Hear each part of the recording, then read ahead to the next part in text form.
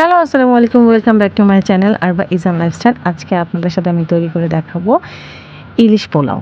তো এর জন্য আমি ফ্রাই প্যানে তেল গরম করে নিব।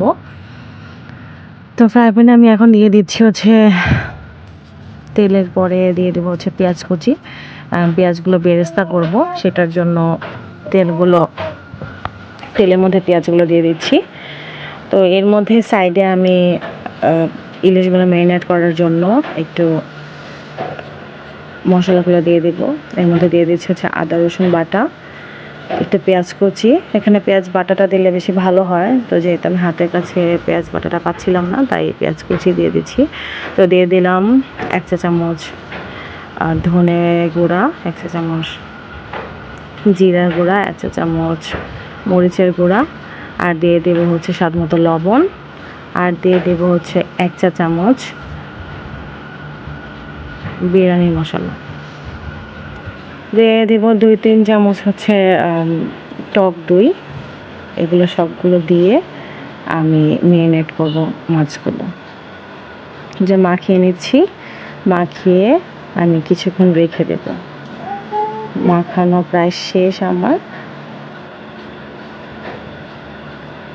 এর মধ্যে এখন দেব মাছগুলো।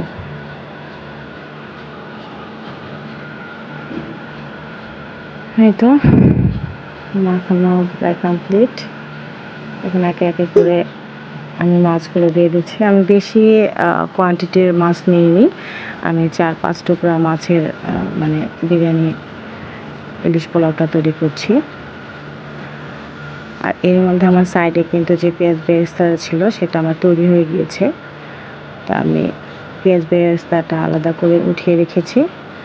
আর এগুলো ম্যারিনেট করার পরে 5-10 মিনিট রেখে দিয়ে আমি ওই পেঁয়াজ বেরেস্তার যে একই তেলে আমি এই মাছগুলো দিয়ে দেবো রান্নার জন্য।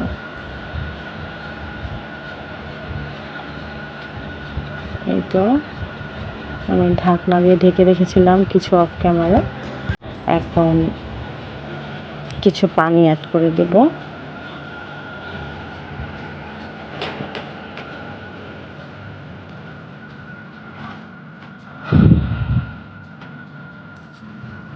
হালকা একটু সটে হওয়ার পরে আমি পানি দিয়ে দিয়েছিলাম।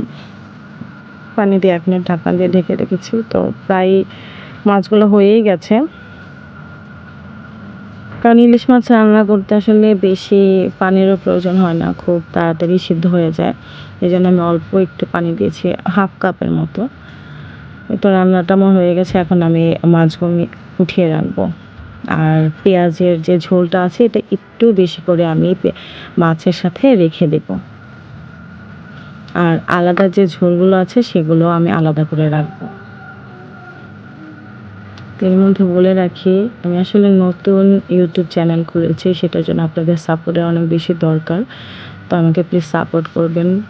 কোনো ভুল ত্রুটি হলে কমেন্ট বক্সের মাধ্যমে আমাকে জানিয়ে দেবেন, তাহলে আমি খুব উপকৃত হব।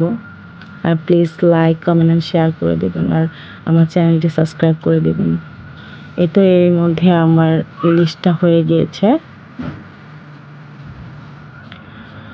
এগুলো সব আলাদা করে রেখে দেওয়ার পরে এখন আমি পোলাওটা রান্না করার জন্য একটা হাঁড়ি বসিয়ে নিলাম। হাঁড়ির মধ্যে একটু ঘি, তেজপাতা, এলাচ আর দারচিনি দিয়ে দিলাম। দিলে এটা একটু হালকা গরম হয়ে যাওয়ার পরে তারপর এর মধ্যে দিয়ে দেবো আমি আদা রসুন কুচি। এটা একটু জাস্ট হালকা সটে হয়ে যাওয়ার পরে আমি এর মধ্যে দিয়ে দেবো পেঁয়াজ কুচি। পেঁয়াজ কুচিটা দেওয়ার পরে একটু নাড়াচাড়া করব। নাড়াচাড়া করে একটু নরম হওয়ার জন্য ওয়েট করব। এই তো পেঁয়াজগুলো প্রায় দেওয়া শেষ। এখন অপেক্ষা করব নরম হয়ে যাওয়া পর্যন্ত।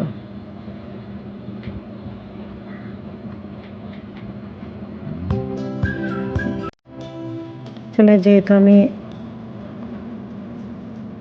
কারেন্টের চুলায় রান্না করি, সেহেতু সেটা হয়তো একটু সময় লাগে, তো ধৈর্য ধরে ভিডিওটা দেখবেন।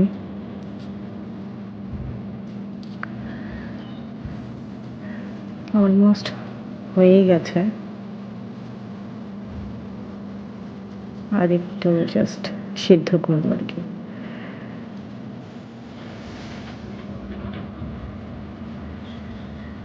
তো এখন দেখবো যে একটু তেলগুলো ফুটে উঠছে আর পেঁয়াজগুলো সিদ্ধ হয়ে গেছে, এই তো তখনই আমরা দিয়ে দেবো পোলাও চাল। পেঁয়াজগুলো সিদ্ধ হয়ে যাওয়ার পরে এখন এর মধ্যে দিয়ে দিব হচ্ছে পোলাও চাল। সবগুলো পোলাও চাল দিয়ে আমরা একটু ভেজে নিব। যখন দেখবো পোলাওগুলো আলাদা আলাদা হয়ে একসাথে জমাট হয়ে চলে আসছে, আমার কাঠির সাহায্যে যে নাড়াচাড়া করছি সেটার মধ্যে, তখন বুঝবো যে পোলাও চালগুলো হয়ে গেছে।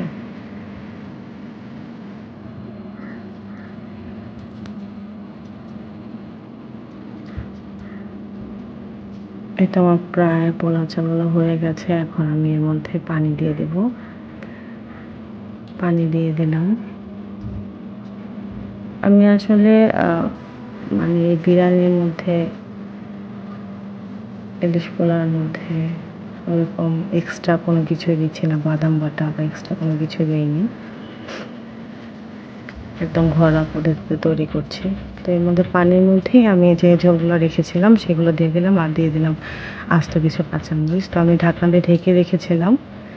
তো আমার রাইসগুলো প্রায় 90 বা 80% হয়ে গেছে। এই জন্য আমি ভাপে রাখার জন্য আগে মাছগুলো দিয়ে দিলাম, আর যেই ঝোলগুলো রেখেছিলাম সেগুলোর